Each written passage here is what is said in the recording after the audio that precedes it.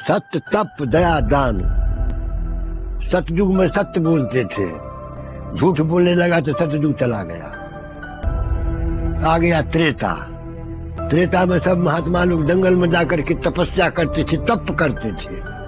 सब चले आए शहर में, एगो जंगल में नहीं है, तप चला गया।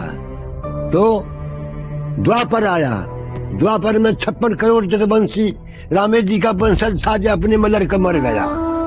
दया चला गया, धर्म के 3 गो पैर टूट गया। तब आया है कलयुग। कलयुग में एक दान बचा हुआ है। जिस दिन दान देना बंद हो जाएगा उस दिन धर्म का ये भी चरण टूट जाएगा।